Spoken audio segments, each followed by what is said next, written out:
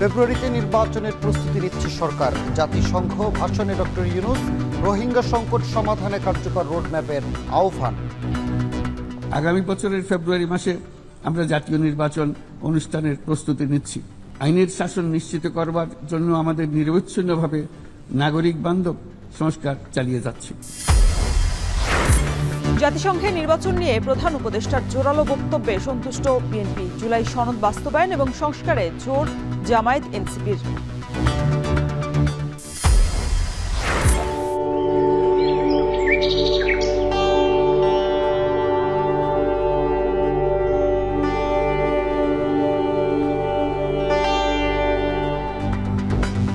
অপার সম্ভাবনা নিয়েও পর্যটনে দক্ষিণ পূর্ব এশিয়ায় সবচেয়ে পিছিয়ে বাংলাদেশ। শুধু পরিকল্পনা দিয়ে আটকা টেকসই পর্যটন। 100 টাকার ইনজেকশন 1300 টাকায় কিনল কুমিল্লা মেডিকেল। ওষুধ যন্ত্রপাতি ক্রয়ে কোটি কোটি টাকা লোপাটের অভিযোগ।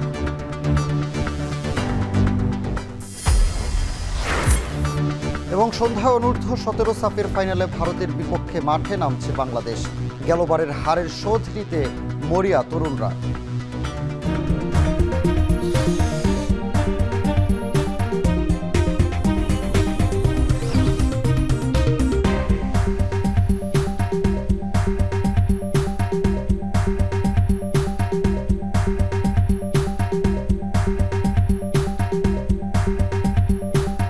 স্বাগত এখন সকালে, সঙ্গে আছি আমি শরীফ রওশন। আমি সানি মৃধা।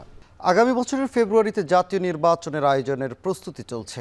পাশাপাশি স্বচ্ছতা, জবাবদিহিতা ও আইনের শাসন নিশ্চিতে নিরবিচ্ছিন্নভাবে চলছে সংস্কার কার্যক্রম। জাতিসংঘ সাধারণ পরিষদের অধিবেশনে বাংলায় দেয়া ভাষণে বিশ্ব নেতাদের কথা জানান প্রধান উপদেষ্টা ডক্টর মোহাম্মদ ইউনূস।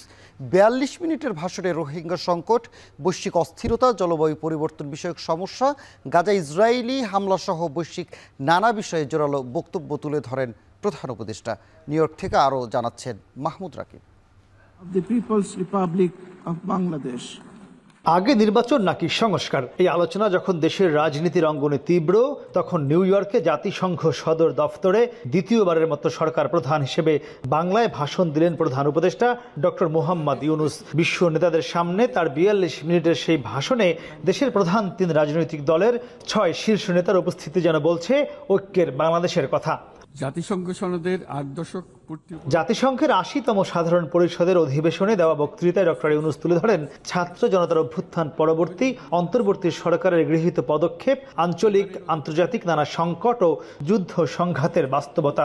জানান আগামী বছরের ফেব্রুয়ারিতে বাংলাদেশে জাতীয় নির্বাচন অনুষ্ঠানের প্রস্তুতি চলছে। স্বচ্ছতা, জবাবদিহিতা ও আইনের শাসন প্রতিষ্ঠার পথে নাগরিক বান্ধব সংস্কার অব্যাহত থাকবে বলেও বিশ্ব মঞ্চকে আশ্বস্ত করেন তিনি। আগামী বছরের ফেব্রুয়ারি মাসে আমরা জাতীয় নির্বাচন অনুষ্ঠানের প্রস্তুতি নিচ্ছি। পাশাপাশি স্বচ্ছতা ও জবাবদিহিতা, আইনের শাসন নিশ্চিত করবার জন্য আমাদের নিরবচ্ছিন্নভাবে নাগরিক বান্ধব সংস্কার চালিয়ে যাচ্ছি।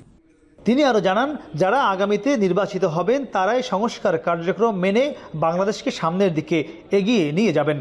একই সঙ্গে মিয়ানমারের রোহিঙ্গা সংকটের গভীরতা তুলে ধরে অর্থ সংকটে আশ্রয় কার্যক্রম ভেঙে পড়ার শঙ্কা প্রকাশ করেন ডক্টর ইউনূস। রোহিঙ্গা সমস্যার সমাধানে কার্যকর রোডম্যাপ তৈরির আহ্বান জানান তিনি। তহবিল সংকটের কারণে আজকে রোহিঙ্গা ক্যাম্পগুলোতে ন্যূনতম জীবনমান বজায় রাখার আমাদের যৌথ প্রয়াসও ভেঙে পড়ার উপক্রম হয়েছে। বিশ্ব খাদ্য কর্মসূচি তাদের জরুরি সহায়তা কার্যক্রমে মারাত্মক তহবিল ঘাটতির বিষয়ে ইতোমধ্যে সতর্ক করে দিয়েছে আমাদেরকে। অবিলম্বে নতুন তহবিল জানালে মাসিক রেশন অর্ধেকে নামিয়ে এনে মাথাপিছু মাত্র $6 নামিয়ে আনতে বাধ্য হবে, যা রোহিঙ্গাদের অনাহার ও অপুষ্টিতে নিমজ্জিত করবে। দেশ থেকে পাচার হওয়া অবৈধ সম্পদ ফেরত আনা সরকারের অন্যতম অগ্রাধিকার উল্লেখ করে ডক্টর ইউনূস বলেন, গত 15 বছরে শত শত কোটি ডলার বিদেশে পাচার হয়েছে।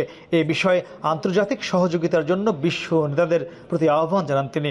অবৈধ আর্থিক প্রবাহ ও দুর্নীতির বিরুদ্ধে সমন্বিত বৈশ্বিক পদক্ষেপ গ্রহণ এবং অবৈধ দুর্নীতিলব্ধ অর্থ পাচারকৃত সম্পদ পুনরুদ্ধারেও আন্তর্জাতিক সহযোগিতা বৃদ্ধি অত্যন্ত গুরুত্বপূর্ণ। ফিলিস্তিনের উপর ইসরায়েলি আগ্রাসনের নিন্দা জানিয়ে বলেন, পূর্ব জেরুজালেমকে রাজধানী করে একটি স্বাধীন রাষ্ট্র প্রতিষ্ঠাই দ্বিরাষ্ট্র সমাধানের একমাত্র পথ।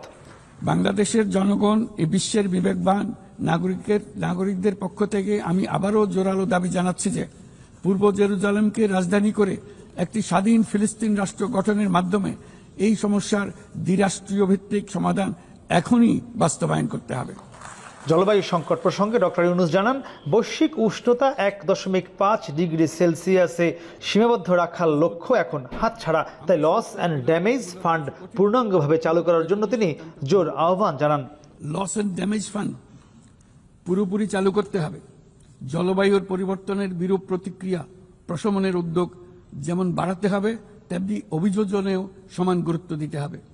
সব শেষে বাংলাদেশের বিরুদ্ধে অপপ্রচার নয়, বরং একসাথে 3 সুন্দর পৃথিবী গড়ার আহ্বান জানিয়ে ভাষণ শেষ করেন প্রধান উপদেষ্টা। জাতিসংঘের সাধারণ পরিষদ অধিবেশনের ভাষণে প্রধান উপদেষ্টা একদিকে আগামী ফেব্রুয়ারিতে জাতীয় সংসদ নির্বাচনের একটি রূপরেখার পাশাপাশি তুলে ধরেছেন গত 14 মাসে তার সরকারের নেয়া নানা পদক্ষেপের কথা। একই সঙ্গে পুরো পৃথিবীতে শান্তি বিরাজ করতে তিনি গাজায় গণহত্যা বন্ধের পাশাপাশি বিশ্বব্যাপী শান্তির আহ্বান জানান এই জাতিসংঘর 80তম সাধারণ পরিষদ অধিবেশনের ভাষণে। পাশাপাশি তিনি তার 3-0 থিওরির যে বিষয়টি সেটি আবারও পুনর্ব্যক্ত করেন তার ভাষণের শেষাংশে। মাহমুদ রাকিব, এখন জাতিসংঘ সদর দপ্তর, নিউ ইয়র্ক। এদিকে জাতিসংঘের সাধারণ অধিবেশনে বাংলাদেশের প্রধান উপদেষ্টার ভাষণে সন্তুষ্ট দেশের রাজনৈতিক দলগুলো। অধিবেশনে উপস্থিত দেশের শীর্ষ নেতারা একদিকে যেমন ভাষণের প্রশংসা করেছেন, ঠিক তেমনি নির্বাচনী সংস্কার এবং পরিবেশ তৈরির দাবি উঠেছে স্পষ্টভাবে। আরও জানাচ্ছেন Abdul Ahad. People's republic of Bangladesh. জাতিসংঘের সাধারণ অধিবেশনে প্রধান উপদেষ্টার ভাষণে নির্বাচন আয়োজনের বিষয়টি স্পষ্টভাবে উঠে আসায় সন্তোষ প্রকাশ করেছে বিএনপি। দলটির মহাসচিব বলেন, নির্বাচন নিয়ে ভাষণটি অত্যন্ত জোরালো ছিল। আমরা উপলব্ধি করছিলাম যে আওয়ামী লীগ যে অবস্থায় দেশকে নিয়ে গিয়েছিল, সে অবস্থায় একটা মৌলিক পরিবর্তন ছাড়া, একদিকে আপনার রাষ্ট্রের কাঠামোর পরিবর্তন, অন্যদিকে অর্থনীতির পরিবর্তন ছাড়া এই রাষ্ট্রকে আবার টেনে তোলা ডিফিকাল্ট হবে। সেই কাজটাই তারা শুরু করছে। সেটাই তিনি আজকে জাতিসংঘে বিশ্ব যে আপনার সংস্থা আছে, সেই সংস্থার সামনে তিনি কথাগুলো তুলে ধরেছেন।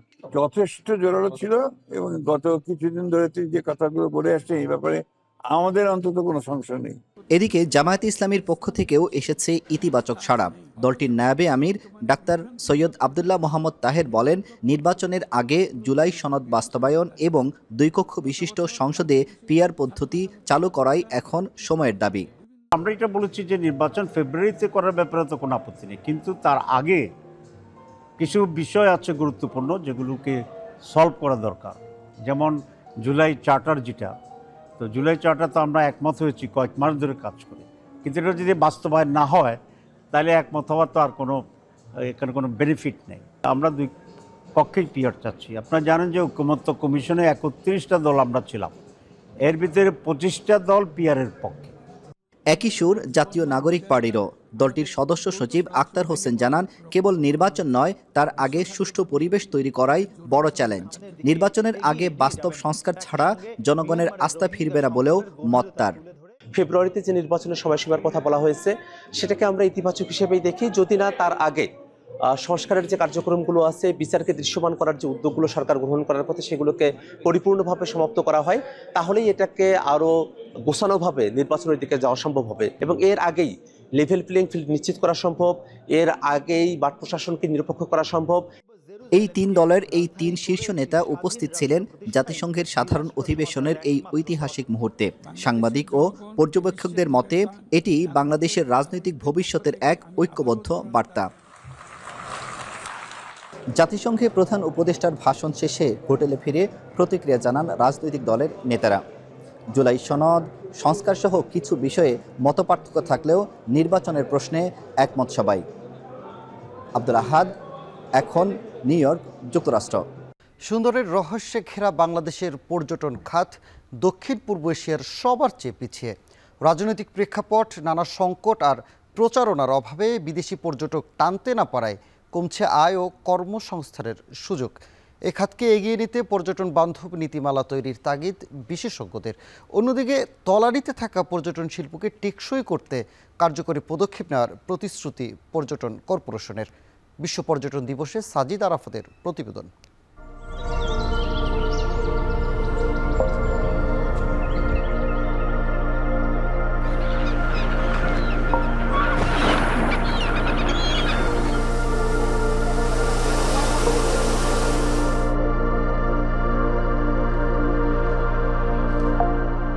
মধুমতি ধানসিঁড়ি বিধৌত বাংলার সৌন্দর্যের অহং।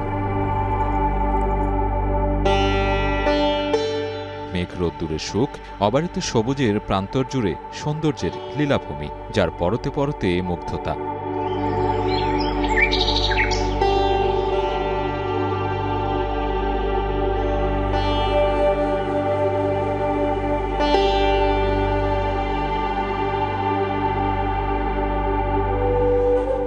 এই অপ্সরার কাছে অজান্তেই বারবার ফিরে আসা, মনের অসুখ সারানোর এই রহস্যের মাঝেই আবৃত দেশের পর্যটন খাত।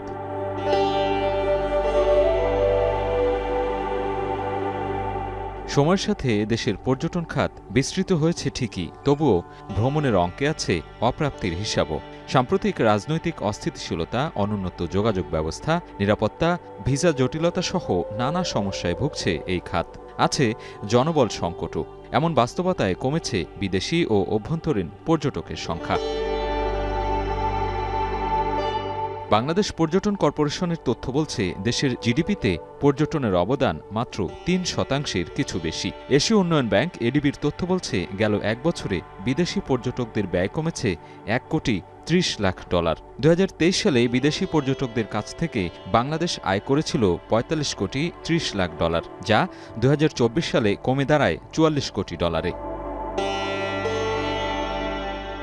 পর্যটন ব্যবসায়ীরা বলছেন, বিদেশি পর্যটক আকর্ষণে প্রচারণার অভাব, মাঠ পর্যায়ে দক্ষ ট্যুরিস্ট গাইড না থাকায় একদিকে যেমন ক্ষতির মুখে পড়ছেন তারা, তেমনি রাজস্ব হারাচ্ছে সরকার। লাওছন ন্যাশনাল পার্কে আপনি গত 2 বছর যে তথ্য নিয়ে থাকেন, গত বছর এবং আগের বছর যে পরিমাণ বিদেশি পর্যটক এখানে আসছেন, এই বছর তার চেয়ে 70% কম বিদেশি পর্যটক এসেছেন। আমাদের যে গ্রিনলিফ গেস্ট হাউস, সেখানে আমরা প্রতি সপ্তাহে 10 থেকে 12 জন বিদেশি পর্যটক পেতাম। গত 1 মাসের ভিতরে আমরা 1 জন বিদেশি পর্যটক পাইনি। পর্যটন বিশেষজ্ঞদের দাবি, টেকসই মাস্টার প্ল্যানের অভাবে পিছিয়ে দেশের পর্যটন খাত। দেশের সামগ্রিক অর্থনৈতিক উন্নয়নে এই খাতে দক্ষ জনবল তৈরির পাশাপাশি অবকাঠামো উন্নয়নের তাগিদ তাদের। হাওর অঞ্চল অথবা সাজেক অথবা আপনি নিঝুম দ্বীপ, সেই জায়গার স্থানীয় মানুষের অর্থনীতিকে যদি মুক্তি দিতে হয়, তাহলে একমাত্র ইন্ডাস্ট্রি হলো পর্যটন শিল্প। মাস্টার প্ল্যানের মধ্য দিয়ে সরকার এবং অন্যান্য সংস্থা সম্মিলিতভাবে এটাকে ইমপ্লিমেন্ট করতে পারবে। Tour operators association of Bangladesh টোয়াব বলছে, সম্মিলিত উদ্যোগের অভাবে বিকাশ ঘটছে না পর্যটনে। সংকট থেকে উত্তরণে পর্যটন বান্ধব নীতিমালা তৈরি সহ সরকারি সহায়তার দাবি তাদের। প্ল্যান মাফিক যদি আমরা পর্যটন ডেস্টিনেশনগুলো, পর্যটন প্রোডাক্টগুলো যদি আমরা আলোকপাত দিয়ে, দৃষ্টিপাত দিই, তাহলে ট্যুরিজম সাস্টেইন করবে। এটা শুধুমাত্র সরকার কিংবা শুধুমাত্র প্রাইভেট স্টেক হোল্ডার, পর্যটন শিল্পে অন্তর্নিহিত কোনো ট্যুর অপারেটর বা অন্যান্য স্টেক হোল্ডার, পর্যটন শিল্পে যারা কাজ করে যাবেন, তাদের একার পক্ষে সম্ভব না। ট্যুরিস্টরা, আমার দেশের জনসাধারণ যদি সচেতন না হয়। Travel and tourism development index 2024-এর পরিসংখ্যান বলছে, এই খাতে 119 দেশের মধ্যে বাংলাদেশের অবস্থান 109তম, আর দক্ষিণ পূর্ব এশিয়ার 5টি দেশের মধ্যে বাংলাদেশের অবস্থান সবার তলানিতে। এমন প্রেক্ষাপটে পিছিয়ে পড়া পর্যটনকে এগিয়ে নিতে কি উদ্যোগ পর্যটন কর্পোরেশনের? Our target is to enhance it to 10% at least. 10% না পারলেও at least 6, 7, 8% যদি হয়, তাহলে আমাদের একটা বিশাল একটা মানে ট্যুরিজমের সাইজটা অনেক বড় হবে। এর জন্য গুরুত্বটা হলো প্রপার প্ল্যানিং, মার্কেটিংয়ের উপর গুরুত্ব দেওয়া, এবং যেই নিয়ামকগুলো, ফ্যাক্টরগুলো ইন্টারেস্টেড টুরিস্টকে অ্যাট্রাক্ট করার জন্য মানে হেল্প করে, সেই বিষয়গুলোর উপর আমরা গুরুত্ব দিচ্ছি। আশা করি আমরা আবার মানে উঠে যাব, অন্য দেশের তুলনায় এগিয়ে যাব। বিপুল সম্ভাবনা থাকলেও নানা সংকটে ঢের পিছিয়ে বাংলাদেশের পর্যটন খাত। এই বাস্তবতা মেনে নিয়ে খাত সংশ্লিষ্টরা বলছেন, পর্যটনে গতি আনতে প্রয়োজন সমন্বিত উদ্যোগ।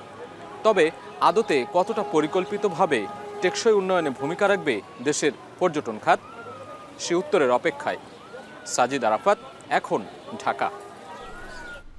নীলাকাশ, সাদা মেঘ আর কাশফুলের দোলায় প্রকৃতিতে এসেছে শরৎ তার স্নিগ্ধতা নিয়ে। আশ্বিনের গাঢ় সবুজ ধানক্ষেত, শাপলাসহ নানা ফুলে রঙিন হয় চারপাশ। আর শিউলি ফোটার সৌরভে আগমনী সুর বাজে দুর্গাপূজার উৎসবের। তবে প্রকৃতির এই অপরূপ শোভা উপভোগ করা হয়ে ওঠে না ইট পাথরের নগরীর যান্ত্রিক জনজীবনে। অন্তত ছুটির দিনে প্রাকৃতিক সৌন্দর্যের সাথে শিশুদের আলিঙ্গনের তাগিদ সাংস্কৃতিক কর্মীদের। বিস্তারিত জানাচ্ছেন রাজীব সেলিম, ছবি তুলেছেন রবিউল ইসলাম।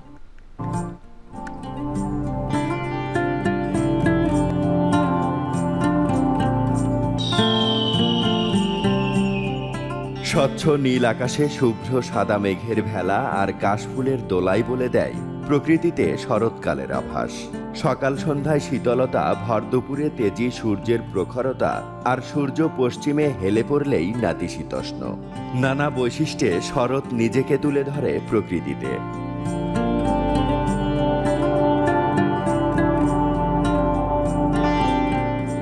তাই ইটপাথরের নগরীর চাপে পড়া এসব মানুষ বাঙালি সত্তার শেকড়ের টানে ছুটে যায় কাশবনে। দুচোখ ভরে উপভোগ করে প্রকৃতির এই অপরূপ সৌন্দর্য।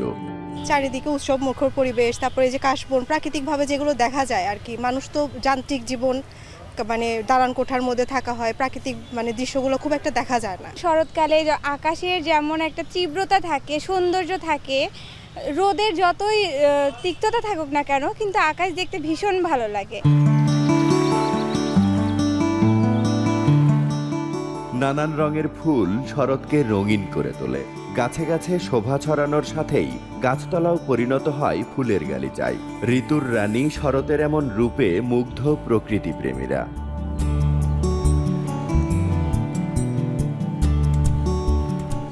আশ্বিনের আবহাওয়ায় ফলে ভালো ফসলও।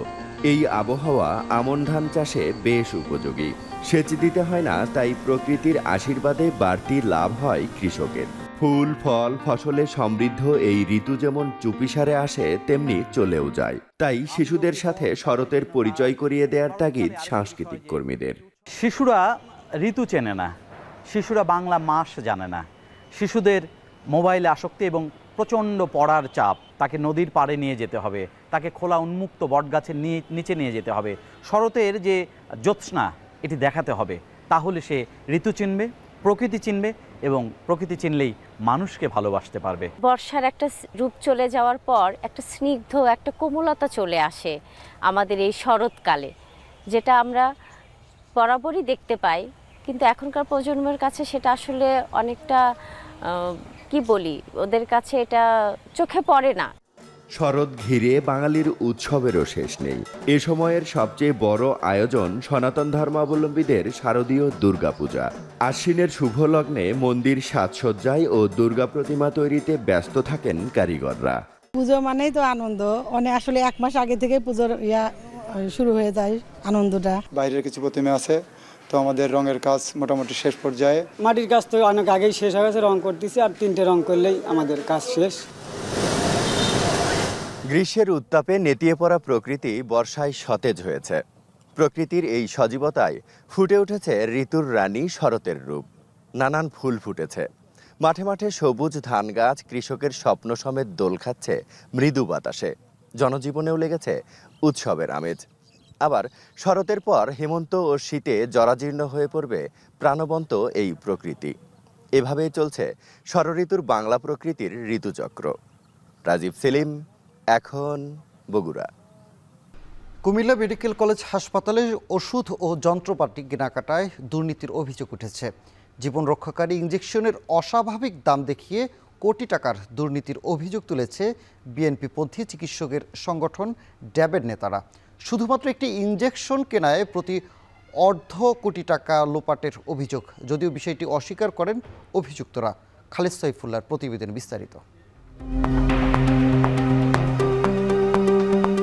কুমিল্লা মেডিকেল কলেজ হাসপাতালে ২৪ কোটি টাকার কেনাকাটায় বড় ধরনের অনিয়মের অভিযোগ উঠেছে। জীবন রক্ষাকারী ইনজেকশনের দামে অস্বাভাবিক বৃদ্ধি দেখিয়ে কোটি টাকার দুর্নীতি হয়েছে বলে অভিযোগ করেছেন বিএনপিপন্থী চিকিৎসক সংগঠন ড্যাবের নেতারা। অনুসন্ধানে জানা যায় বাজারে ১০১ টাকা মূল্যের ইনজেকশন থায়োপেন্টাল সোডিয়াম সরকারি নথিতে দেখানো হয়েছে ১,২৯৯ টাকা। শুধু এই একটি আইটেম দিয়েই লোপাট হয়েছে প্রায় ৪৮ লাখ টাকা। এছাড়া প্রয়োজনের তুলনায় অতিরিক্ত ৯ লাখ অ্যারোভাস্টাটিন ট্যাবলেট কেনা হয়েছে, যা শেষ করতে হাসপাতালের সময় লাগবে অন্তত ২০ বছর। সম্প্রতি এক প্রতিবাদ সভায় বিএনপিপন্থী চিকিৎসকদের সংগঠন ড্যাবের কুমিল্লা মহানগর শাখার সাধারণ সম্পাদক ডাক্তার আরিফ হায়দার দাবি করেন ২৪ কোটি টাকার অনিয়মের মধ্যে ২.৫ কোটি টাকার ভাগাভাগি হয়েছে পরিচালক ডাক্তার মাসুদ পারভেজ ও কুমিল্লা জেলা ড্যাবের সভাপতি ডাক্তার এম হাসান মাসুম সহ কয়েকজনের মধ্যে। এ সময় সভায় উপস্থিত ছিলেন ডাক্তার এম হাসান মাসুম। অভিযোগ অস্বীকার করেন তিনি। আমি জনগণের কথাকে বলবো, উনি ইন্ডিভিজুয়াল ডাক্তারদেরকে ডাকছে, ডাক্তার বলতেছে আরিফকে আমি বের করেছি রাজনীতি থেকে, আপনি আমাকে বের করাকে রাজনীতি আসতে বড় নীতিবাদ আপনি, আমি যদি দুর্নীতিবাদ হই আপনার দুর্নীতিবাদের বক্তা, আমি বলতে চাই আপনি দুর্নীতিবাদের বক্তা। আমি আবারও বলছি, আল্লাহর নাম নিয়ে বলছি, এই ধরনের কোন কিছুর সাথে আমি কখনোই জড়িত না না না না না। আমি চাই কেন্দ্রীয় ড্যাব এটা তদন্ত করুক, সেই তদন্তের মাধ্যমে এবং কমিশন তদন্ত করুক, তদন্তের মাধ্যমে অবশ্যই সত্য উন্মোচিত হবে। সাংগঠনিক শৃঙ্খলা ভঙ্গ করার অভিযোগে ডক্টরস অ্যাসোসিয়েশন অব বাংলাদেশ ড্যাবের কুমিল্লা জেলা, কুমিল্লা মহানগর ও কুমিল্লা মেডিকেল কলেজ শাখার কার্যক্রম স্থগিত করা হয়েছে। দুর্নীতির অভিযোগের সঙ্গে ড্যাব কুমিল্লা মেডিকেল কলেজ ইউনিটের কোনো সম্পর্ক নেই এবং এ ঘটনায় তারা বিব্রত বলে দাবি করেন এই চিকিৎসক নেতা। এই জিনিসটাতে তো ড্যাবের, যেহেতু আমরা জাতীয়তাবাদের আদর্শের রাজনীতি করি, আমাদের জন্য তো এটা বিব্রতকর অবস্থা। অবশ্যই একটা তদন্ত কমিটি হয়ে এর সুষ্ঠু বিচার করবে। আর আমি প্রশাসনের কাছে দাবি রাখি যে প্রশাসনের তারাও যাতে এই ব্যাপারটা নিয়ে উচ্চপক্ষের তদন্ত করে তদন্ত রিপোর্টটাকে জানে, তাইলে আমরা জাতীয়তাবাদের আদর্শের যে চিকিৎসক কর্মকর্তা কর্মচারীবৃন্দ আছে কুমিল্লা মেডিকেল কলেজের, তারা সবাই আশ্বস্ত হতে পারবে যে এই কেলেঙ্কারিতে কারা কারা জড়িত। অভিযোগের বিষয়ে হাসপাতালের পরিচালকের দাবি, ইনজেকশনের দামে গরমিল, আসলে প্রিন্টিং ভুল। আমাদের এমএসএ সামগ্রী কেনার সময় একটা প্রিন্টিং মিস্টেক হয়ে গেছিলো, থায়োপেন্টাল সোডিয়াম, ওটা ১০১ টাকা ৬০ পয়সা দাম, সেখানে এটা কীভাবে যেন ১২৯৯ টাকা চলে গেছে। তো ওই হিসাবে আসছে, পরে ভুলটা আমাদের চোখে ধরার পরে আমরা ভুল সংশোধন করে একই স্মারকে প্রতিস্থাপিত করে ১০১ টাকা ৬০ পয়সা হিসাবে আমরা ৪,০০০ পিস থায়োপেন্টাল সোডিয়াম কিনছি। এরই মধ্যে রাজধানীর পল্লবী এলাকার মোহাম্মদ আলম নামে এক ব্যক্তি স্বাস্থ্য মন্ত্রণালয়ের সচিবের কাছে লিখিত অভিযোগ দিয়েছেন।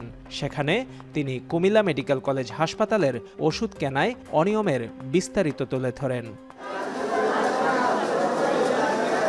৫০০ শয্যার কুমিল্লা মেডিকেল কলেজ হাসপাতালের বহির্বিভাগে প্রতিদিন প্রায় ৩,৫০০ রোগী চিকিৎসা নেন, আর ভর্তি থাকেন গড়ে ১২০০র মতো রোগী। খালেদ সাইফুল্লাহ, এখন কুমিল্লা। সরবরাহ সংকটে রাজশাহীর বাজারে বেড়েছে সব ধরনের সবজির দাম। প্রতি কেজি সবজিতে বাড়তি ১০ থেকে ১৫ টাকা পর্যন্ত। বাজারে শীতকালীন সবজি না ওঠা পর্যন্ত দাম খানিকটা বাড়তি থাকবে বলছেন আড়তদাররা। দর্শক, এ বিষয়ে আরও বিস্তারিত জানাতে নগরীর সবচেয়ে বড় পাইকারি বাজার খড়খড়িতে আছেন সহকর্মী রাকিবুল হাসান। রাকিব, এই যে বাজারগুলোতে সরবরাহ সংকট, এ নিয়ে ব্যবসায়ীরা কি বলছেন আর ক্রেতা উপস্থিতি কেমন দেখছেন বাজারগুলোতে? রওশন, অন্যান্য দিনের মতো ক্রেতা উপস্থিতি অনেক বেশি এবং সকাল থেকে, যেহেতু এই বাজারটি একেবারে ভোর থেকে হয়, এখানে এক পাশে আসলে পাইকারিভাবে বিক্রি হয়, অন্য পাশে খুচরাভাবে আসলে সবজির বিক্রি হয়। সেক্ষেত্রে আসলে ক্রেতা বিক্রেতার উপস্থিতি যথেষ্ট পরিমাণে রয়েছে এবং বেচাকেনাও বেশ সকাল থেকেই জমজমাট আমরা লক্ষ্য করছি। তবে যেটি আসলে হয়েছে যে এবারে প্রায় জুন, জুলাই, আগস্ট পর্যন্ত অতিবৃষ্টির কারণে কিন্তু আগাম যে শীতকালীন সবজি সেটি জমি আসলে প্রস্তুত করা সম্ভব হয়নি কৃষকদের, এবং যেগুলো হয়েছিল সেগুলোও আসলে অনেকটা নষ্ট হয়েছে, যার কারণে আগাম যে শীতের সবজিটি সেটির সরবরাহ কিন্তু বাজারে খুব একটা বেশি নেই। আমরা খানিকটা মূলা দেখতে পাচ্ছি এবং এর পাশাপাশি পালং শাক কিছুটা উঠেছে, অর্থাৎ শীতকালীন সবজির খুব স্বল্প পরিমাণে কিন্তু বাজারে আছে, যার কারণে গ্রীষ্মকালীন সময়ের এই শেষ ভাগে যখন কিনা মৌসুমের পরিবর্তন ঘটছে তখন আসলে বাজারে সবজির সরবরাহটা সংকট হয়েছে, এবং সে কারণে আসলে দামটি খানিকটা বাড়তি। কেননা অন্যান্য বছরে আমরা যেই পরিমাণ আসলে দাম দেখেছি এই বছরে কিন্তু তার দ্বিগুণ বলা যায়, এবং গেল এক সপ্তাহের তুলনায় সেটি প্রায় 12 থেকে 15 টাকা, কোনো ক্ষেত্রে 20 টাকা পর্যন্ত আসলে দাম বাড়তি রয়েছে। যেমন কচু 30 টাকা দরে বিক্রি হচ্ছে, যেটি অপরিবর্তিত আছে।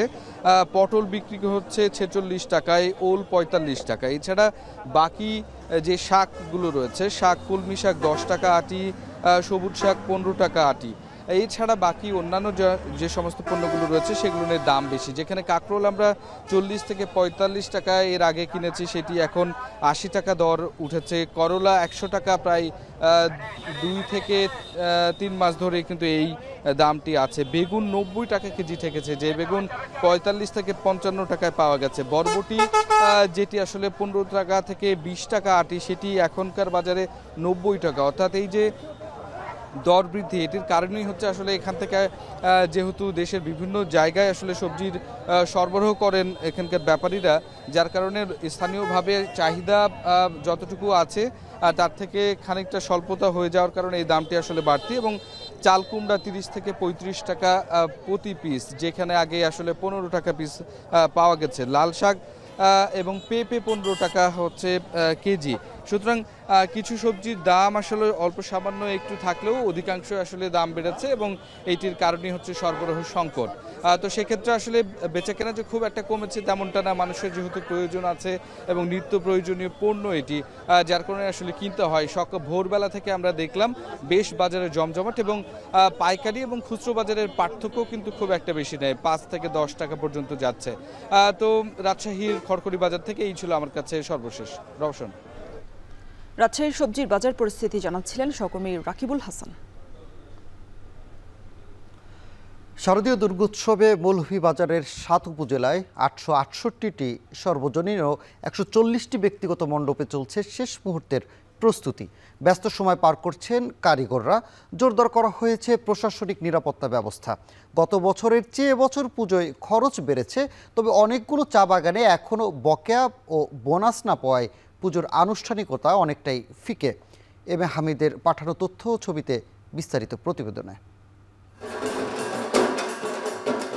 শরতের কাশফুল আর ঢাকের আওয়াজ বলে মা আসছেন, সময় হয়েছে চরণে পুষ্পাঞ্জলি দেয়ার। প্রতি বছর দেশের সবচেয়ে বেশি ও জাঁকজমকপূর্ণ পূজার আয়োজন হয় মৌলভীবাজারে। এবছর 1008টি মণ্ডপে হবে দেবীর পূজা। পূজা কমিটির নেতারা জানান, জেলার কুলাউড়ার কাদিপুর, রাজনগরের পাঁচগাঁও ও শহরের 3টি বড় ও আকর্ষণীয় আবাহন, মহেশ্বরী ও ত্রিনয়নী পূজা মণ্ডপে শুরু হবে দুর্গাপূজা। বড় মণ্ডপগুলোতে নেওয়া হয়েছে বাড়তি সতর্কতা। আমরা পূজা পরিষদ পক্ষ থেকে 4টি বিষয়ে আমরা লক্ষ্য করে বিষয় নিয়ে আমরা কাজ করে যাচ্ছি। প্রত্যেক মণ্ডপকে আমরা জেনারেটর রাখার জন্য আমরা অনুরোধ করেছি। দ্বিতীয়ত আমরা চিন্তা করছি যে সিসি ক্যামেরা একটা গুরুত্বপূর্ণ জিনিস, তাই সিসি ক্যামেরা সবাইকে বলেছি যে একটি ক্যামেরার জন্য প্রতি মণ্ডপে রাখা হয়। গত বছরের চেয়ে এবছর জেলায় পূজা মণ্ডপের সংখ্যা হাজার ছাড়িয়েছে। এর মধ্যে জেলার প্রাচীন তীর্থস্থান রাজনগরের পাঁচগাঁওয়ে প্রতি বছর লাখ লাখ পুণ্যার্থীর ভিড় হয়। একই সাথে কুলাউড়ার কাদিপুর, শিববাড়ি, সদরের ত্রিনয়নী, আবাহন ও মহেশ্বরী, শ্রীমঙ্গলের সবুজবাগ, লালবাগ ও শাপলাবাগের বেশ কিছু মণ্ডপেও প্রচুর ভিড় হয়। তবে বেশ কিছু চা বাগানে এখনও দেয়া হয়নি পূজার বোনাস ও বকেয়া পাওনা। হতাশ চা শ্রমিকরা চেয়েছেন সহযোগিতা। সব জিনিসের দাম কত, এখন আমরা যদি 100 টাকা বলন না নেই তা আমরা চলবো কিভাবে? বাগান পক্ষ যদি দিত তাহলে তার পূজা আমাদের সুন্দর হতো। আমাদেরকে ওই কোম্পানি কিংবা সরকার সাহায্য করতে হবে। এবছর পূজার খরচ বেড়েছে বলে জানান ডেকোরেটার্স ও মূর্তির কারিগররা। 2-1 দিনের মধ্যে আমরা রং শুরু করব, এবং এই মূর্তিটার দাম আমাদের 2,70,000 টাকা। গত বছর আমরা খাস করছি মনে করেন 3.5 লাখ, এইবার করা লাগে 4.5 লাখ। এদিকে পূজাকে সামনে রেখে সারা জেলায় নিশ্ছিদ্র নিরাপত্তা ব্যবস্থা নেওয়া হয় বলে জানায় পুলিশ ও জেলা প্রশাসন। গুজব রুখতেও নেওয়া হয় নানা ব্যবস্থা। চা শ্রমিক সহ প্রত্যেকটি সার্বজনীন মন্দিরে 500 কেজি চালসহ নানা সহযোগিতা করা হচ্ছে। জেলা প্রশাসন থেকে 19টি ভ্রাম্যমাণ মোবাইল কোর্টও পরিচালনা করা হবে। সকল হিন্দু সম্প্রদায়ে তাদের পূজা উদযাপন করার জন্য সকল কমিউনিটির নেতাদেরকে নিয়ে এবং ইসলামিক স্কলার যারা আছেন ইসলামিক দলগুলো তাদেরকে নিয়ে আমরা ইতিমধ্যেই একাধিক সভা করেছি। সকলের কাছ থেকে আমরা খুব স্বতঃস্ফূর্তভাবে এবং প্রাণবন্ত উৎসাহ এবং সহযোগিতার আশ্বাস পেয়েছি। প্রতি বছরের ন্যায় এবারও আমাদের এক্সিকিউটিভ ম্যাজিস্ট্রেট তারা মাঠে থাকবে মোবাইল কোর্টের জন্য। যদি কোনো বিশৃঙ্খল বা কোনো কিছু দেয় আইন শৃঙ্খলা রক্ষা করার জন্য তারা মাঠে থাকবে। অসুর বিনাশী দেবী দুর্গা জাগতিক সব অশান্তি দূর করবেন এমনটাই আশা মায়ের ভক্তদের। এখন মৌলভীবাজার। গাজা উপত্যকায় চালানো ইসরায়েলি গণহত্যা এবং মানবিক সংকটের প্রতিবাদে ইতালির রাজধানী রোমে বিক্ষোভ করেছে হাজার হাজার মানুষ। এ সময় বাংলাদেশি এবং মুসলিম কমিউনিটি সহ ইতালিয়ানদের কণ্ঠে প্রতিধ্বনি হয় আগ্রাসন বন্ধের দাবি। ফিলিস্তিন রাষ্ট্র প্রতিষ্ঠায় দ্রুত কার্যকর পদক্ষেপ গ্রহণে বিশ্ব নেতাদের প্রতি আহ্বানও জানিয়েছেন বিক্ষোভকারীরা। ইতালির থেকে আরও জানাচ্ছেন মনিরুজ্জামান মনির। গাজা ইসরায়েলি আগ্রাসনে হতাহত ফিলিস্তিনি ও তাদের পরিবারদের প্রতি সমবেদনা জানাতে রোমের রাস্তায় নেমেছে নানা বয়সী কয়েক হাজার মানুষ। ভূমধ্যসাগরের অপর প্রান্তে ইসরায়েল পরিচালিত মানবিক ট্র্যাজেডিতে প্রতিনিয়ত জোরালো হচ্ছে শান্তিপূর্ণ সমাধানের দাবি। ফ্রি ফিলিস্তিন এবং শান্তি ও ন্যায় বিচারের স্লোগানে মুখরিত হয়ে ওঠে রোম নগরী। ফিলিস্তিনি জনগণের স্বাধীনতা ও শান্তির আকাঙ্ক্ষা ধ্বনিত হল রোমের ঐতিহাসিক ভিক্টোরিয়া চত্বরে। আজকের এই সমাবেশ থেকে ফিলিস্তিনকে স্বাধীন রাষ্ট্র এবং ফিলিস্তিনে অমানবিক হত্যাযজ্ঞ বন্ধের জোর দাবি জানাচ্ছি। প্লে কার্ড ও ফিলিস্তিনি পতাকা হাতে অবিলম্বে গাজা যুদ্ধ বন্ধের এবং আন্তর্জাতিক আইন অনুযায়ী ফিলিস্তিনিদের মানবাধিকার নিশ্চিতের দাবি জানিয়েছেন বাংলাদেশি ও মুসলিম কমিউনিটি সহ ইতালিয়ানরা। We are here in Rome right now with the Muslim community of Rome to stand against the genocide and stand against the killing of Palestinians and the killing of Palestinian children. This right here represents all the children. এই Israel যেইভাবে নির্বিচারে হত্যা করে যাচ্ছে, আমরা রোমের পক্ষ থেকে, ইতালির পক্ষ থেকে, সমগ্র মুসলিম কমিউনিটির পক্ষ থেকে আমরা ইমিডিয়েটলি ফিলিস্তিনের মুক্তি কামনা করছি। এই বিক্ষোভ সমাবেশ শুধু একটি প্রতিবাদী নয়, ছিল মানবাধিকার ও আন্তর্জাতিক আইনের প্রতি বিশ্বাসের বহিঃপ্রকাশ বলে জানান আন্দোলনকারীরা। জাতিসংঘে চলমান অধিবেশনে ফিলিস্তিনকে শুধু স্বাধীন রাষ্ট্রের স্বীকৃতিই নয়, দ্রুততা কার্যকর করার জন্য পদক্ষেপ গ্রহণেও বিশ্ব নেতাদের প্রতি আহ্বান জানিয়েছেন বিক্ষোভকারীরা। মনিরুজ্জামান মনির, এখন ইতালি। গাজায় চলমান গণহত্যার সমর্থন, যুদ্ধাপরাধের দায়ে অভিযুক্ত পুতিনের সঙ্গে বন্ধুত্ব, বিশ্ব বাণিজ্য অস্থিরতা ছড়ানোয় চলতি বছরের নোবেল পুরস্কারের জন্য ট্রাম্পকে যোগ্য মনে করছেন না বিশেষজ্ঞরা।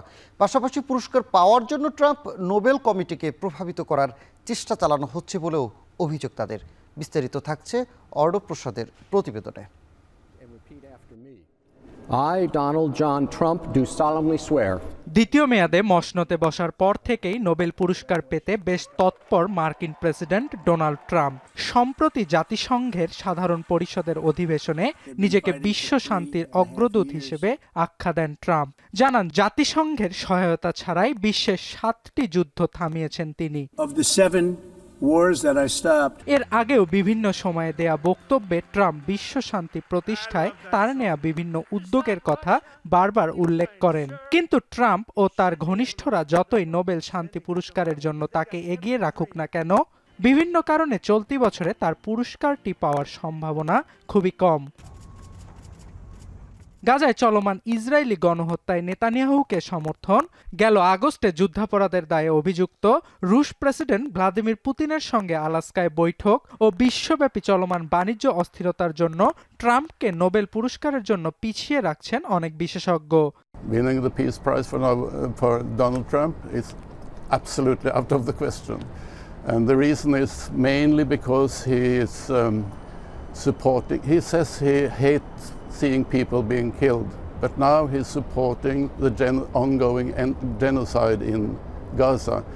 ট্রাম্পকে নোবেল পুরস্কার দেয়া হলে নোবেল কমিটি ও নরওয়ের ভাবমূর্তি ক্ষুণ্ণ হবে বলে জানান অসলো পিস রিসার্চ ইনস্টিটিউটের পরিচালক। গাজা যুদ্ধ ছাড়াও আন্তর্জাতিক বিভিন্ন সংস্থা থেকে ট্রাম্পের অর্থায়ন বাতিলের সিদ্ধান্তের সমালোচনা করেন তিনি। He has withdrawn the US from the World Health Organization, from the Paris Accords on climate. He has, initiated a trade war on old friends and allies. চলতি বছর শান্তি পুরস্কারের জন্য বিভিন্ন দেশে কাজ করা কয়েকটি আঞ্চলিক সংগঠনের অবদানের কথা বিশেষভাবে উল্লেখ করেন স্টকহোম পিস ইনস্টিটিউটের পরিচালক। The Sudan emergency rooms, emergency response rooms.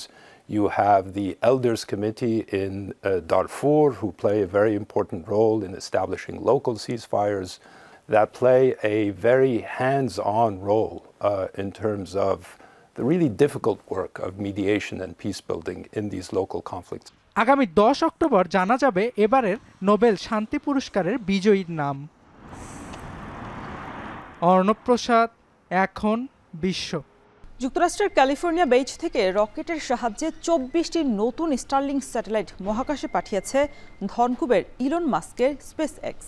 বৃহস্পতিবার মার্কিন নভোযান ঘাঁটি ভ্যান্ডেনবার্গ থেকে ফ্যালকন 9 রকেটের সাহায্যেই অভিযান চালায় মার্কিন মহাকাশ প্রযুক্তি প্রতিষ্ঠানটি।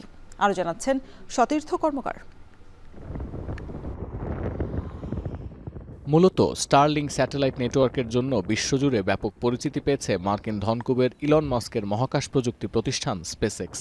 স্টারলিংক হচ্ছে উপগ্রহ ভিত্তিক একটি ইন্টারনেট পরিষেবা যা ব্রডব্যান্ড ইন্টারনেট সরবরাহ করে থাকে। বৃহস্পতিবার ফ্যালকন 9 রকেটের সাহায্যে স্টারলিংকের এমন 24টি স্যাটেলাইট মহাকাশে পাঠিয়েছে স্পেসএক্স। যুক্তরাষ্ট্রের স্থানীয় সময় বৃহস্পতিবার এই অভিযান শুরু হয়। স্পেসএক্স জানায় এদিন উড্ডয়নের 8.5 মিনিট পর অভিযানের প্রথম ধাপ শেষ করে প্রশান্ত মহাসাগরে স্পেসএক্সের স্পেস পোর্ট ড্রোনশিপ স্টেশনে ফেরত আসে ওই ফ্যালকন 9 রকেটের একটি অংশ। আর রকেটের স্যাটেলাইট বহনকারী অংশ পৌঁছে যায় পৃথিবীর নিকটবর্তী কক্ষপথে। এর প্রায় 62 মিনিট পর স্যাটেলাইটগুলো মহাকাশে ছেড়ে স্টেশনে ফেরত গেছে ফ্যালকন 9।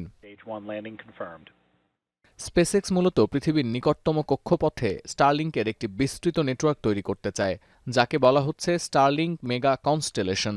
এই নেটওয়ার্কের জন্য এরই মধ্যে স্পেসএক্সের প্রায় 8,500 মহাকাশযান সক্রিয়ভাবে কাজ করছে।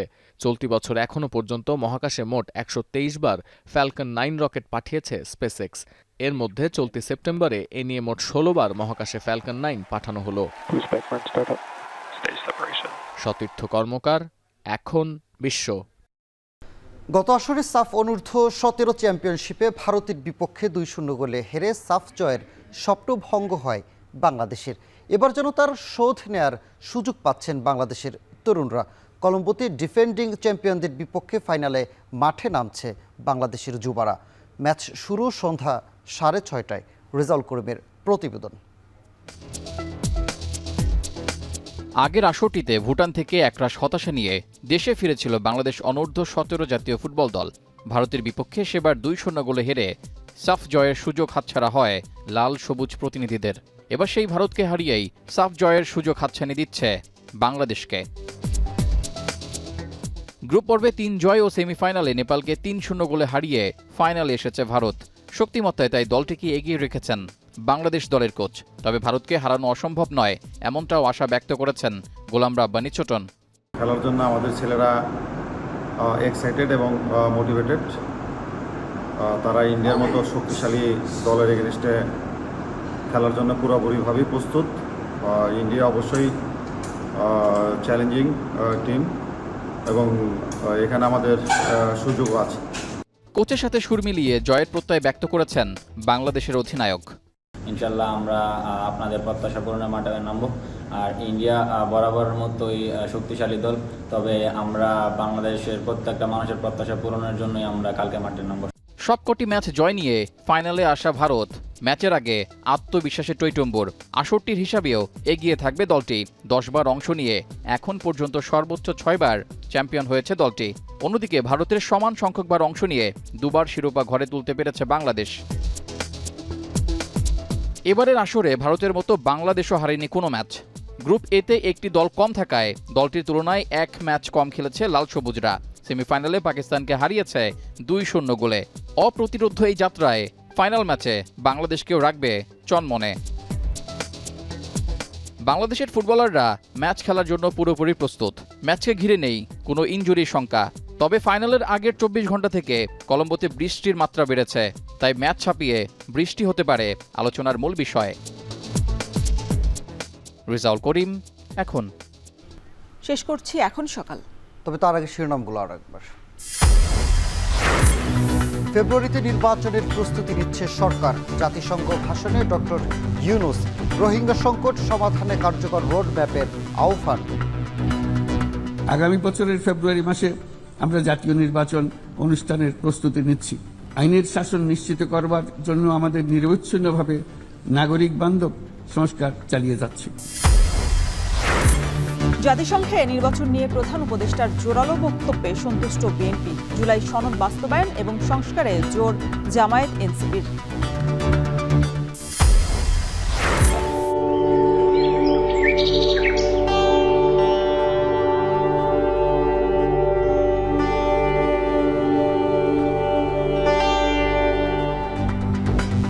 অপর সম্ভাবনা নিয়ে পর্যটনে দক্ষিণ পূর্ব এশিয়ার সবচেয়ে পিছিয়ে বাংলাদেশ। শুধু পরিকল্পনাতে আটকা টেকসই পর্যটন। ১০০ টাকার ইনজেকশন ১৩০০ টাকায় কিনল কুমিল্লা মেডিকেল। ওষুধ যন্ত্রপাতি ক্রয়ে কোটি কোটি টাকা লোপাটের অভিযোগ। এবং সন্ধ্যায় অনূর্ধ্ব-১৭ সাফের ফাইনালে ভারতের বিপক্ষে মাঠে নামছে বাংলাদেশ। গেলবারের হারের শোধ নিতে মরিয়া তরুণরা।